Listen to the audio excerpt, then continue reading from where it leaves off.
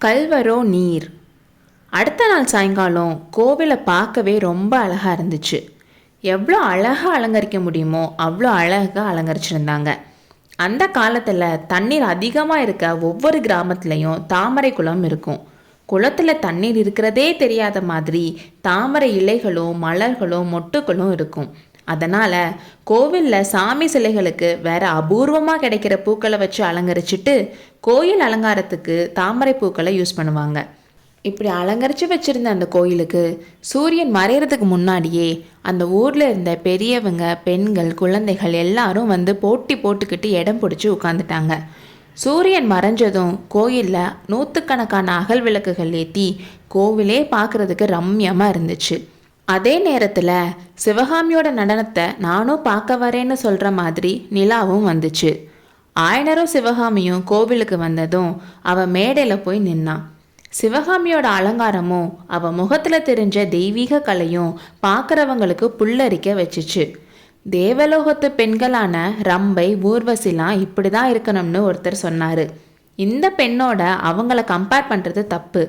தில்லையம்பலத்தில் நடராஜ பெருமானுக்கு போட்டியாக நடனமாடிய சிவகாமி தேவி தான் இப்படி அவதாரம் எடுத்து வந்திருக்காங்கன்னு ஒரு பக்தர் சொன்னார்.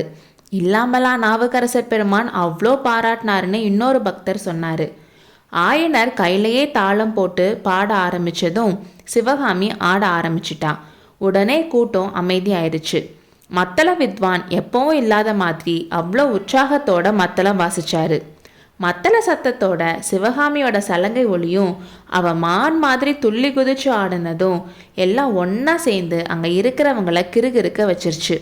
எல்லாரும் மெய்மறந்து பார்த்துட்டு இருந்தாங்க. ஃபஸ்ட்டு பாட்டுக்கு ஆடி முடித்ததும் அவள் ரெஸ்ட் எடுக்க மேடைக்கு பின்னாடி போயிட்டா. எல்லாரும் பயங்கரமாக கைத்தட்டி ஆரவாரம் பண்ணாங்க.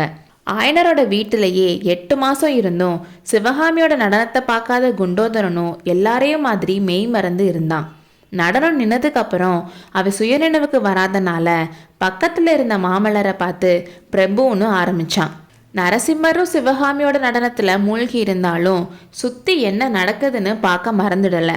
அதனால குண்டோதரன் பிரபுன்னு சொன்னதும் அவனை பிடிச்சி ஒரு உழுக்குனாரு. அதுக்குள்ள குண்டோதரன் யாரை பிரபுன்னு கூப்பிடுறான்னு அவனை சுற்றி இருந்தவங்க அவனை பார்த்தாங்க. மாமல்லர் குலுக்குனதில் சுயநினைவுக்கு வந்த குண்டோதரன் சாமி சன்னதியை பார்த்து, பிரபு, இந்த தெய்வீக நடனம் உனக்கு தான் மகிழ்ச்சின்னு சொன்னான்.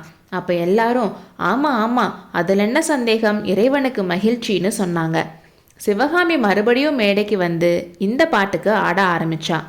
இது முடிஞ்சதும் முன்னம் அவனுடைய நாமம் கேட்டால்ன்ற பாட்டுக்கு சிவகாமி ஆடுவான்னு எல்லாரும் எதிர்பார்த்தாங்க.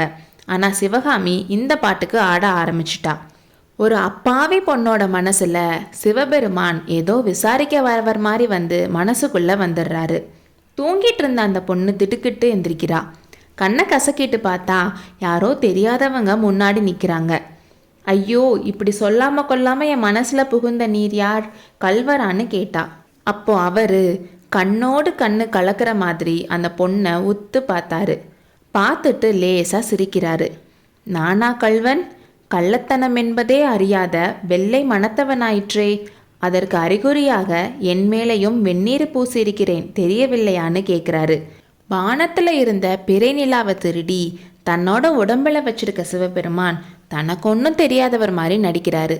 அந்த இளம் பிறையோட அழகை சொல்வேனா, அவரோட கள்ளத்தனத்தை சொல்வேனா, இல்லை அவர் நடித்த நடிப்பை சொல்வேனா? இத்தனை உணர்ச்சியையும் சிவகாமி அவளோட முகபாவத்திலையும் முத்திரைகள்லையும் உணர்ச்சியோட அற்புதமாக ஆடிட்டு இருந்தா. இருந்தாலும் மக்கள் கூட்டம் திருப்தி அடையலை. அதில் ஒருத்தர் எந்திரிச்சு ஆயனர் காதோட ஏதோ சொல்ல அது சிவகாமி காதலையும் விழுந்துச்சு. சிவகாமி கொஞ்சம் தயக்கத்தோடையே முன்னம் அவனுடைய நாமம் கேட்டான்ற பாட்டுக்கு ஆட ஆரம்பிச்சா. ரொம்ப திறமையா உள்ளத்தோட ஆசைகளை ஈஸியாக புரிஞ்சுக்க வைக்க அவ்வளோ அழகாக அபிநயம் பிடிச்சி நடனம் ஆடினான். முடிய போகிறப்போ ஒரு வயசானவர் எந்திரிச்சு நடராஜா நடராஜான்னு பக்தியில் கத்திக்கிட்டே ஒரு காலை தூக்கிக்கிட்டு நடனம் ஆட ஆரம்பிச்சிட்டாரு. இப்படி ஒரு உணர்வு பூர்வமான நடனத்தை இதுவரைக்கும் யாரும் பார்த்ததில்ல, இனிமேலும் பார்க்க போகிறதும் இல்லைன்னு எல்லாரும் பேசிக்கிட்டாங்க. ஆனால் அந்த பாட்டுக்கு காஞ்சியில் நாவுக்கரசர் மடத்தில் ஆடின மாதிரி அவ்வளோ உணர்வு பூர்வமாக இல்லைன்னு 3 பேருக்கு மட்டும் தெரியும்.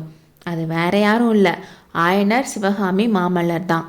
சிவகாமி இன்றைக்கு நடனத்தின் முடிவில் மயக்கமடைந்து பூமியில் விழுந்து விடவும் இல்லை. அடுத்த அத்தியாயத்தில் சந்திப்போம்.